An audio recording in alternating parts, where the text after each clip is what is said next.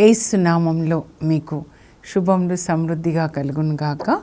మధురం నీ వాక్యం అనే కార్యక్రమానికి స్వాగతం. ఈరోజు మనం ఎఫెసీ లేఖలో 10 ఆత్మీయ ఆశీర్వాదములు అనే అంశం ధ్యానించుకుందామండి. మధురం మధురం నీ వాక్యం, నా ధ్రువకు దీపం నీ వాక్యం. 10 spiritual blessings from the letter of Ephesians. పాత నిబంధన క్రొత్త నిబంధనకి ముఖ్యమైనటువంటి డిఫరెన్సెస్ అండి మనం తెలుసుకోవాలి. ఏంటి పాత నిబంధన క్రొత్త నిబంధన?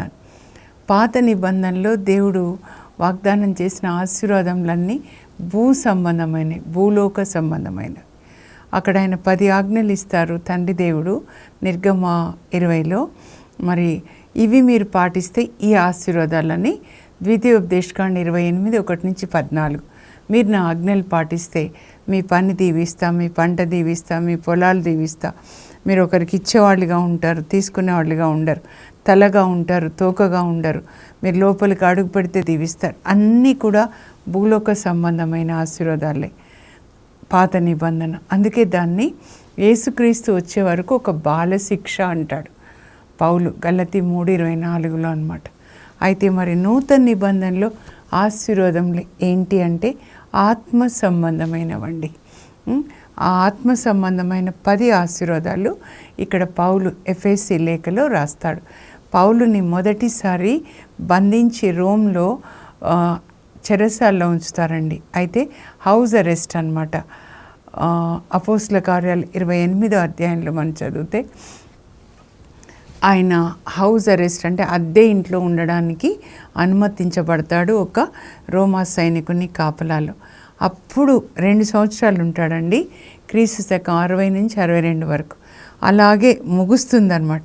అపోస్తుల కార్యాలు అబ్రప్ట్గా ముగుస్తుంది. యాక్చువల్గా పౌలు రోమ్ చెరసాల్లో ఉన్నాడు, అక్కడ వచ్చిన వాళ్ళకి సువార్త బోధిస్తున్నాడు అంటే అద్దె ఇంట్లో అని అక్కడ ముగుస్తుందన్నమాట. మీరు అపోస్తుల కార్యాలు చదివితే పెంతెకోస్తు దినాన పరిశుద్ధాత్మని పొంది మరి పేతురు మొదటి ప్రసంగాన్ని చేస్తాడు. విన్న తర్వాత 3000 మంది యూదులు యేసు ప్రభుని సొంత రక్షకునిగా అంగీకరించి రక్షణలోకి వస్తారు. అంటే సంఘం పుడుతుంది పెంతెకోస్తు దినాన అపోస్తులు పరిశుద్ధాత్మని పొంది ప్రపంచమంతటా వెళ్ళి ఎలా సువార్తను బోధించారు అని అపోస్తుల కార్యములు గ్రంథంలో లూకా లిఖిస్తాడండి. అంటే 30 సంవత్సరాల చరిత్ర, క్రైస్తవ సంఘపు చరిత్ర అన్నమాట. ఈరోజు యాక్చువల్గా రికార్డింగ్ డే 29th జూన్ అండి. అంటే పీటర్ పౌల్ యొక్క పండుగ మనము కొనియాడుతున్నాం. ఎలా కొనియాడాలి? ఊరికే నోటితో హ్యాపీ ఫీస్ట్ కాదండి, వాళ్ళలాగా సువార్త బోధించాలి. పౌలు 13,000 మైళ్ళు ప్రయాణం చేసి 3 ఖండాల్లో సువార్తను బోధిస్తాడండి. మొదటి సువార్త ప్రయాణంలో ఏషియా మైనర్, ఆసియా ఖండం. రెండో సువార్త ప్రయాణం గ్రీస్, ఇప్పుడు యూరోపియన్ ఖండం అన్నమాట. మూడవది ఎఫెస్ అంటే ఆఫ్రికా. 3 ఖండాల్లో 13,000 మైళ్ళు ప్రయాణం చేసి సువార్తని బోధించిన తర్వాత చివరిగా ఆయనకి రెండోసారి చెరసాల అండి 66లో. అప్పుడు ఈరోజు మరి పేతుర్ని తలక్రిందులుగా సిలువ వేస్తారు. నీరో చక్రవర్తి గార్డెన్స్లో వాటికన్ అనే చిన్న కొండ మీద. మరి పౌలు రోమన్ సిటిజన్ కాబట్టి అలాంటి వాళ్ళ రోమా ప్రభుత్వము రోమా సిటిజన్స్కి సిలువ మరణం వేయరు, అది అవమానకరమైంది అనమాట. కనుక ఆయనని గొడ్డలతో నరుకుతారు. రోమ్కి 10 కిలోమీటర్స్ బయట ఆగ్రా సాల్వే అనే చోట అన్నమాట.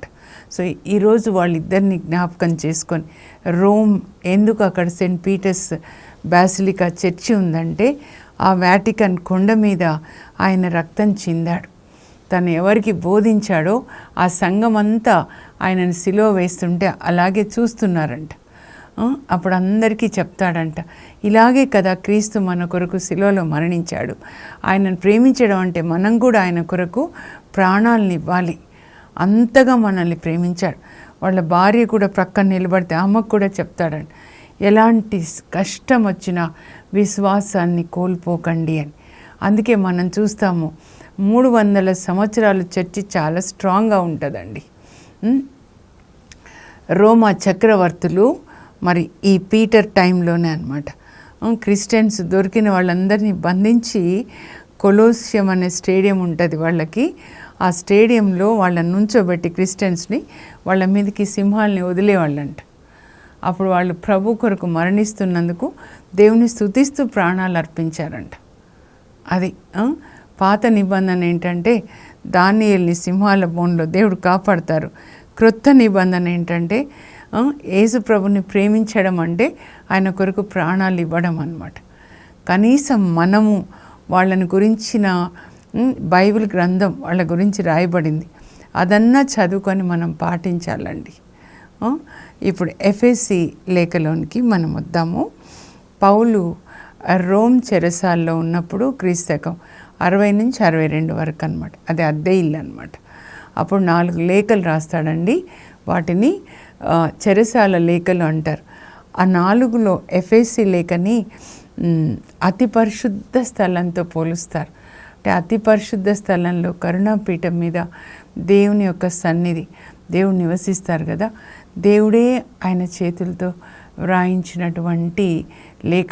అన్నీ అంతే బైబిల్ గ్రంథం అంతా, కానీ ఇది ప్రత్యేకంగా చెప్తారనమాట. దాంతోపాటు కొలోసి లేఖ, ఫిలేమోన్కు లేఖ, ఫిలిప్పీలకు లేఖ రాస్తాడండి. ఇప్పుడు మన ఎఫెసీ లేఖలో ఏం రాస్తాడంటే పరలోక సంబంధమైన ఆశీర్వాదాలండి. పాత నిబంధన భూలోక సంబంధమైన ఆశీర్వాదాలు. అందులో పరలోకం గురించిన వాగ్దానం లేదు పాత నిబంధనలో. పాప క్షమాపణ గురించి లేదు, పరిశుద్ధాత్మని గురించి లేదు. నూతన నిబంధన ఏంటి అంటే యేసుక్రీస్తు శిలువ మరణం ద్వారా మనకి పాప క్షమాపణ, ఆ తర్వాత పరిశుద్ధాత్మ మనలో నివసించి మనల్ని నీతి మార్గంలో నడిపిస్తాడు. బైబిల్ గ్రంథాన్ని చదివించి దాని ప్రకారం మనల్ని నడిపిస్తాడనమాట. తర్వాత పరలోకం, కడరా భోజన సమయంలో యేసు ప్రభు చెప్తారు, నేను వెళ్ళి మీకు పరలోకంలో ఇల్లు కట్టి మరలా వచ్చి నేను మిమ్మల్ని తీసుకెళ్తా. అప్పుడు నేనున్న చోటే మీరు కూడా ఉండాలి. తండ్రి ఉన్న చోట యేసు, యేసు ఉన్న చోట మనం. అది అండి, దాని కొరకే ఎందుకు యేసు ప్రభు ఈ లోకానికి వచ్చారు, ఎందుకు పుట్టారు, ఎందుకు శిలువలో మరణించారు, ఏంటి గుడ్ ఫ్రైడే, ఏంటి క్రిస్మస్, ఏంటి ఈస్టర్ అంటే ఏంటండి, ఏం చెప్తారు మీరు అన్నీళ్ళు అడిగితే? యేసు ప్రభు ఈ లోకంలో దేవుడు మనిషిగా పుట్టాడండి. ఎందుకంటే మనము దేవుని పిల్లలు ఎలా జీవించాలని మనకి చెప్పడానికి అన్నమాట. పరలోక తండ్రి పిల్లలు ఇలా జీవించాలి అని చెప్పడానికి 3.5 సంవత్సరాలు బోధిస్తాడు. పరలోక రాజ్యాన్ని గురించిన సువార్త అన్నమాట. నువ్వు దేవుణ్ణి ప్రేమించాలి, నీలాగా నీ పొరుగు వాళ్ళని ప్రేమించాలి, దయ కలిగి ఉండాలి, క్షమ కలిగి ఉండాలి అని. తర్వాత సిలువలో మరణించాడు. ఎందుకొరకు మరణించాడంటే మీరేం చెప్తారు? మన పాపాలు ఆయన మీద వేసుకొని మరణించాడు. మన కాదు, నా పాపాలు నా కొరకు, నా యేసు నా కొరకు సిలువలో మరణించాడు. నా యేసు నా కొరకు పునరుత్థానుడై లేచాడు. ఆయన పునరుత్థానం నా పునరుత్థానానికి గ్యారంటీ. నా యేసు నా కొరకు పరలోకానికి వెళ్ళాడు, నా కొరకు ఇల్లు కడుతున్నాడు అక్కడ. నా యేసు నా కొరకు రాబోతున్నాడు నన్ను తీసుకొని వెళ్ళడానికి. అలా చదువుకోవాలండి. ఇప్పుడు 10 ఆధ్యాత్మిక ఆశీర్వాదాలు మీరు మెల్లగా చదవండి. కనీసం 3 అధ్యాయాల్లో మొత్తం 10 ఆశీర్వాదాలు మనం తెలుసుకుంటామండి. కనుక మీరు చదువుకోండి. పౌలు ఎలా రాస్తాడు, ఆయన ఇంట్రడక్షన్ మీరు చదివితే, దేవుని చిత్త ప్రకారము యేసుక్రీస్తు యొక్క అపోస్తలునిగా ఉండుటకు పిలువబడినటువంటి పౌలు రాయినది అంటాడు. అలా చెప్పుకోవాలన్నమాట. మనం కూడా దేవుని చిత్త ప్రకారం యేసుక్రీస్తు యొక్క అపోస్తలునిగా ఉండడానికి పిలువబడ్డాను నేను అని చెప్పుకోవాలి. అందుకొరకు పిలువబడ్డాం, కానీ ఈ లోకంలో ఆస్తులు సంపాదించుకోవడానికి లేకపోతే తినడానికి త్రాగడానికి కాదండి ప్రభు మనల్ని ఎన్నుకున్నది. ఇక్కడ 1వ అధ్యాయంలో 3వ వచనంలో పౌలు ఏం చెప్తున్నాడంటే, పరలోక తండ్రి తన అమితమైన ప్రేమ వలన యేసుక్రీస్తు ద్వారా మనకి ప్రతి ఆధ్యాత్మిక ఆశీర్వాదాన్ని ఇస్తున్నాడు. ఇప్పుడు స్పిరిచువల్ బ్లెస్సింగ్స్ అన్నమాట. పాత నిబంధనలో మట్టి సంబంధమైనవి అవి మర్చిపోండి. ఇంకా ఇప్పుడు మనకి పరలోక ఆశీర్వాదాలు ఇస్తున్నాడు. అయితే మొదటి ఆశీర్వాదం ఏంటంటే 1:4 అండి. నేను ఇట్లా చూపిస్తున్నా ఎందుకంటే మీకు గుర్తుండాలని. మొదటిది ఏంటంటే దేవుని ఎదుట మనము పరిశుద్ధులుగా, నిర్దోషులుగా, యథార్థంగా జీవించడానికి మనల్ని ఎన్నుకున్నాడంట. లోక సృష్టికి పూర్వమే, లోకాన్ని సృజించక ముందే, అంటే మనందరం అక్కడ పరలోకంలో ఉన్నాం అన్నమాట. సో ఈ బిడ్డ కావాలి, నాకు నువ్వు కావాలి. ఎందుకు కావాలి?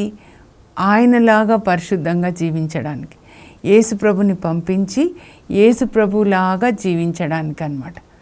అందుకే యేసు ప్రభు మొదటి మాట ఏంటంటే, మీరు నన్ను అనుసరించండి. యేసు ప్రభు నడిచిన అడుగుజాడల్లో నడవాలన్నమాట. ఈ అపోస్తులు పేతురు, పౌలు అలాగే నడిచారు. పరిశుద్ధంగా జీవించడానికి మనం ఈ లోకం నుండి వేరు చేయబడ్డామండి. అది గుర్తుపెట్టుకోవాలి. ప్రతిరోజు మనం పూజ చూసామంటాం కదా, సమర్పణ ఉంటుంది కదా. ఏం సమర్పించాలండి? రోమా 12:1 పౌలు ఏమంటాడంటే, మీరు పరిశుద్ధంగా సజీవ యాగంగా దేవునికి మిమ్మల్ని సమర్పించుకోండి. ఎలా సమర్పించుకోవాలి? పాత నిబంధనలో గొర్రెపిల్ల ఒక్కొక్కటి సమర్పిస్తారు, కళ్ళు, నాలుక అట్లా. ఈరోజు నా నాలుక మీకు సమర్పిస్తున్నా, నా కళ్ళు మీకు సమర్పిస్తున్నాను, నా చెవులు నీకు సమర్పిస్తున్నా, నా హృదయం నీకు సమర్పిస్తున్నా, నా మనస్సు, నా దేహమంతా నీకు సమర్పిస్తున్నా. నువ్వు నాలో ఉండి నీ పని జరిగించుకో. దేవునికి అర్పించబడిన తర్వాత, ఒకరికి ఇచ్చిన తర్వాత మళ్ళీ తీసుకోం కదండి. ఏదైనా ఒక వస్తువు ఇస్తే కదా, అప్పుడు దేవునికి ఇవ్వబడిన కన్నులు పరిశుద్ధమైనవే చూడాలి, నాలుక పరిశుద్ధమైనవే మాట్లాడాలి. Every day morning you have to offer your body as Holi and acceptable to God. సమర్పించే 10 పైసలు 10 రూపాయలు మనకు దేవునికి అవసరం లేదండి. దేవునికి కావాల్సింది మన దేహం అన్నమాట. దేహాన్ని ఇచ్చాడు పౌలు, పేతురు. అందువల్ల ఈరోజు మనంతా రక్షణలోకి వచ్చామన్నమాట.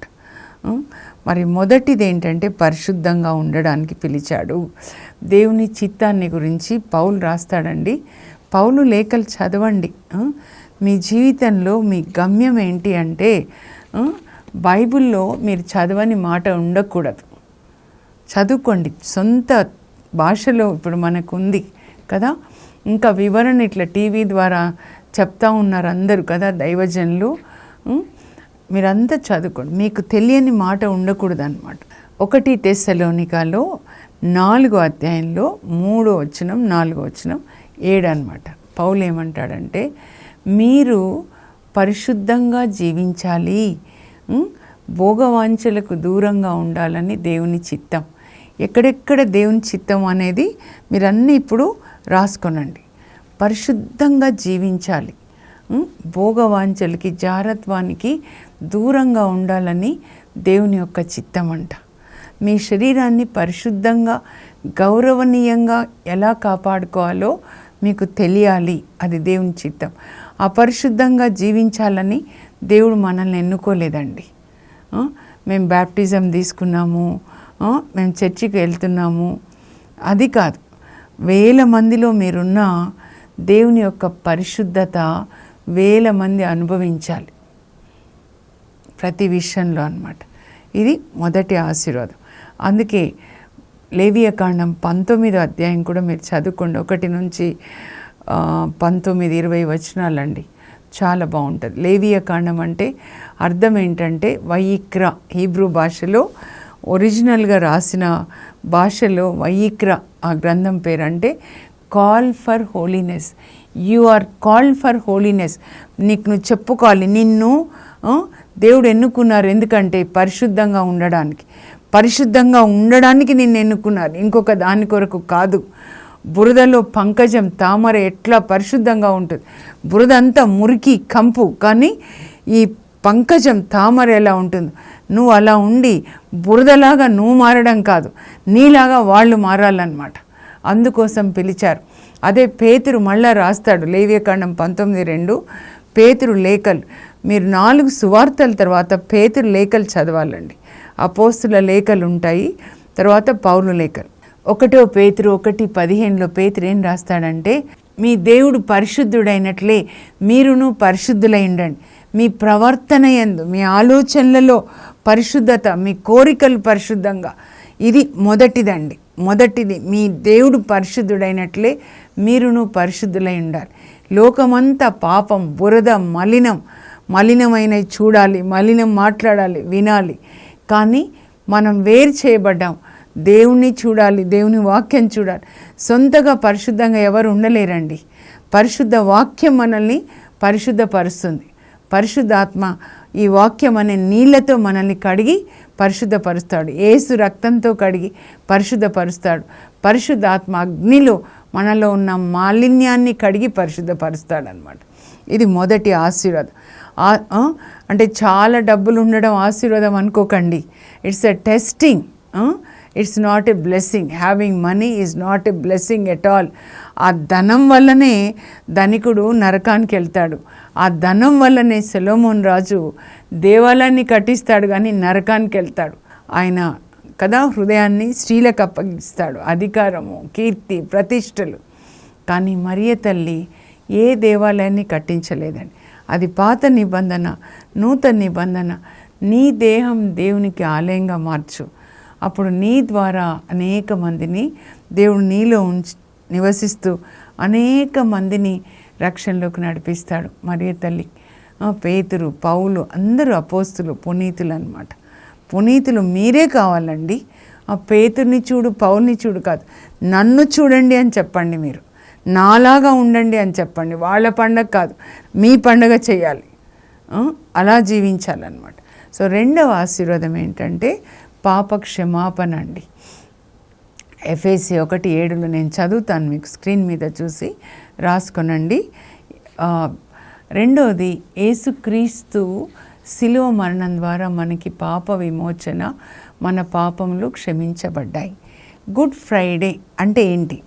యేసు ప్రభు దేవుడు మనిషిగా పుట్టాడు, మనిషి శరీరంతో పాపం చేస్తున్నాడు కాబట్టి పరలోక తండ్రి మనందరి పాపాలు ఆయన మీద వేసి, ఆ యేసు ప్రభు నీతిని మనకిచ్చి మన పాపం ఆయన మీద వేసి ఆయనని పాపంగా చేసి ఆయన పాపమంతా తన మీద వేసుకొని మరణించాడు. అందరి పాపాలు తన మీద వేసుకొని అంత లోకాన్ని పరిశుద్ధపరిచాడు. అందువల్ల పరిశుద్ధ శుక్రవారం, గుడ్ ఫ్రైడే. ఇంకా లోకంలో దేవుని యొక్క శిక్ష, దేవుని శాపము లేదు. ఇది అండి 2 కొరింథీ 5:21 మనం చదవాలి. పౌలు ఏమని రాస్తాడంటే, ఇవన్నీ పౌలుకి దేవుడు బయలుపరిచారండి. ఏంటంటే, ఏ పాపమెరుగని ఓ పావనామూర్తి పాడతాం కదా, యేసుక్రీస్తు పరిశుద్ధుడు. కానీ దేవుడు ఏం నిర్ణయించాడంటే, మనుషులందరి పాపం ఆయన మీద వేసి ఆయన యొక్క నీతిని మనకివ్వాలి. ఆ విధంగా దేవుడు మనతో సమాధానపరచుకోవాలి. మనల్ని దేవునితో సమాధానపరచడానికి యేసుక్రీస్తు మన పాపం ఆయన మీద వేసుకున్నాడు. ఆయన యొక్క నీతిని మనకిచ్చాడనమాట. అందుకే ఆయన మరణము పాప పరిహార బలి అయింది అని యెషయా 53:10 రాయబడి ఉంటుందండి. ఇక్కడ సిలువ చెంత ఏం జరుగుతుంది మనందరం తెలుసుకొని దాన్ని అడగాలండి. ఈ ఆశీర్వాదం మనం పొందాలి. మనము తప్పిపోయిన కుమారుడు చూడండి, పందుల పొట్టు తింటూ ఉన్నాడు కదా, పందుల దగ్గర పందుల పొట్టు అన్నమాట. అయితే అక్కడ పరిశుద్ధాత్మ ఆయనను తాకారండి. అందుకే మనం ప్రార్థన చేయాలి, పరిశుద్ధాత్మ తాకాలి. ఆయనకి కనువిప్పు కలుగుతుంది, నేను జీవించవలసిన జీవితమైన ఇది అని. అప్పుడు పరిశుద్ధాత్మ ఆయనని తీసుకొస్తాడు. తప్పిపోయిన కుమారుడిని, మా నాన్న దగ్గరికి వస్తాను. తండ్రి దగ్గరికి వచ్చినప్పుడు తండ్రి ఏమంటున్నాడు సేవకులతో, అంటే దేవదూతలతో, తండ్రి దేవుడు, ఈ మురికి బట్టలు తీసేయండి, తీసేసి క్రొత్త బట్టలు వేసేసేయండి. సేమ్ అది కలువరి సిలువ చెంత ఎవరు వస్తారో అప్పుడు పరిశుద్ధాత్మ ఏం చేస్తాడంటే ఆయన పరిశుద్ధాత్మ తీసుకొని వస్తాడు మనల్ని. యేసు రక్తంలో మనం పశ్చాత్తాపడేలాగా చేస్తాడని యోహాను 16:13 ప్రకారం పశ్చాత్తాపడేలాగా చేసి మన పాపాలని ఒప్పించి యేసు ప్రభు సన్నిధిలో యేసు రక్తంలో మనల్ని కడుగుతాడు పరిశుద్ధాత్మ. కడిగి యేసు ప్రభు ఏ వస్త్రం ధరించున్నాడో ఆ నీతి వస్త్రం తీసి మనకేస్తారనమాట. ఇది జరుగుతుంది. దీన్నే వివాహ వస్త్రము లేదా రక్షణ వస్త్రము, నీతి వస్త్రం అన్నారు. ఇది జరగాలి. సిలువ చెంత జరగవలసిన ఎక్స్చేంజ్ అన్నమాట. మన పాపం ఆయన మీదికి వెళ్ళి ఆయన యొక్క నీతి వస్త్రాన్ని మనకి కప్పుతాడు యేసు ప్రభు. అప్పుడు మనం పరలోకానికి వెళ్తాం అన్నమాట. ఈ వివాహ వస్త్రం, రక్షణ వస్త్రం, నీతి వస్త్రం లేకుండా ఎవరు కూడా పరలోకానికి వెళ్ళరండి. అందుకే మత్తయి సువార్త 22లో మీరు చదివితే వివాహానికి వచ్చారు, అందరికీ వివాహ వస్త్రం ఉంది, ఒక ఆయనకి లేదన్నమాట. వివాహ వస్త్రం లేకుండా ఎట్లా వచ్చేసావని సేవకుల్ని పిలిచి ఈయన కాళ్ళు చేతులు కట్టి వెలుపల చీకటి గదిలోనికి త్రోసేయండి, అక్కడ ఏడ్చుట పళ్ళు కొరుకుట ఉంటుంది. చాలా క్లియర్గా యేసు ప్రభు ఇలా యేసు రక్తంలో కడగబడకుండా నీతి వస్త్రం లేకుండా ఉంటే నరకానికి వెళ్తారు. అయితే ఈ వస్త్రం ఎవరు ధరిస్తారు? మన ఆత్మకండి. ఆత్మకి ఈ వస్త్రాన్ని మనం ధరిస్తామన్నమాట. అప్పుడు మనకి ముద్ర పడుతుంది, యేసు రక్తపు ముద్ర. యేసు వాక్యంలో కడుగుతాడు. అందుకే ఆయనను పొడిచినప్పుడు నీళ్ళు ఒకవైపు, రక్తం ఒకవైపు ఈ ముద్ర ఉంటుంది. పరిశుద్ధాత్మ ముద్ర మన ఆత్మ మీద. శరీరం మట్టిలోకి వెళ్ళిపోతుంది కనుక ఇక్కడ కాదు ముద్ర, ఆత్మ మీద అన్నమాట. ఈ 3 ముద్రలు మనం దేవుని బిడ్డలు, గవర్నమెంట్ ఆఫ్ హెవెన్ అని సాక్ష్యం ఇస్తాయండి. 1 యోహాను 5:16లో ఈ 3 సాక్ష్యం ఇస్తాయి అని రాయబడింది. ఇది మనకి జరగాలి. పరలోకానికి వెళ్ళాలంటే ముందు బైబిల్ గ్రంథంలో యేసు ప్రభుని చూడాలి. అంటే వాక్యాన్ని మనం చదివి పాటించాలి. తర్వాత కల్వరి శిలువ చెంత యేసు రక్తంలో కడగబడాలి. నీతి వస్త్రాన్ని ఇస్తారు పరిశుద్ధాత్మ మనల్ని కడిగి. ఆయన పేరు పరిశుద్ధ ఆత్మ. అంటే యేసు వాక్యంలో, యేసు రక్తంలో, పరిశుద్ధాత్మ అగ్నిలో మనల్ని కడిగి శుద్ధి చేస్తారు, పరిశుద్ధపరుస్తారు. అందుకే కంసాలి అగ్నిలాగా, చాకలి సబ్బులాగా అని అంటారు. దేవుని యొక్క వాక్యం అన్నమాట. అప్పుడే మనం పరలోకంలో యేసు ప్రభుని చూడగలుగుతాం. ఇప్పుడు ఈ 10 ఆశీర్వాదాలు నేను చదువుతానండి, మీరు స్క్రీన్ మీద చూసి రాసుకోనండి. ఎందుకంటే ఇవి మనం పొందాలి.